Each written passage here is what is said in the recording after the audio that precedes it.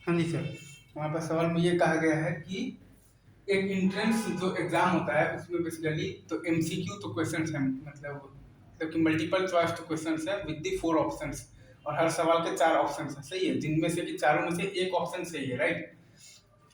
तो 90% मतलब चांस है, तो प्रोबेबिलिटी है कि बच्चा वो सवाल का आंसर जानता है, ठीक है, और 10% प्रोबेबिलिटी है कि बच्चा वो सवाल का आंसर तो नहीं जानता है, ठीक है सर। अब दे रखा है कि बच्चा ने एक सवाल का आंसर दिया है सही सही, तो अब हमें बताना है तो प्रोबेबिलिटी कि बच्चे ने वो सवाल को बेसिकली तो गेसिंग से किया है, उसको आंसर तो नहीं पता है, ठीक है। तो पहले हम लोग लिखेंगे तो प्रोबेबिलिटी, मतलब probability of giving the right answer, ये सही है, गिविंग द राइट आंसर, ये सही है, गिविंग द राइट आंसर, ये अगर मतलब कि अगर हम लोग निकालेंगे तो ये आएगा हमारे पास, तो probability of giving the right answer अगर आप निकालिएगा ना तो आपके पास आएगा, क्या आएगा, मतलब आएगा तो 90% चांस है भाई वो जानता है, और जब जानता है तब तो सही होगा ही होगा, और प्लस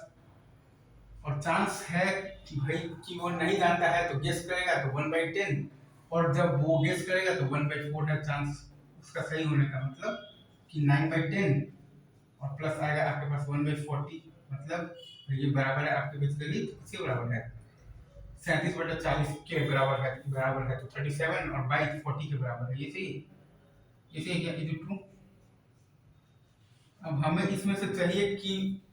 वो सवाल नहीं जानता था और उसने सवाल को सही किया है, बेसिकली तो कैसे सही किया है, तो गेसिंग से, तो ये वाला पार्ट हमें चाहिए, राइट। तो इससे हम लोग ये कर देंगे 1/40/37/40,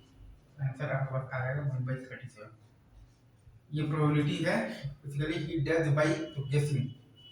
ही डज इट राइट तो बाय तो गेसिंग, ठीक है सर।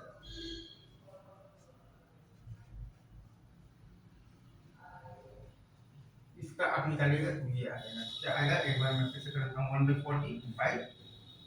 आपके पास 37, और बाई 40 ये आ जाएगा आपके पास 1/37, ये सही है। बस इजी,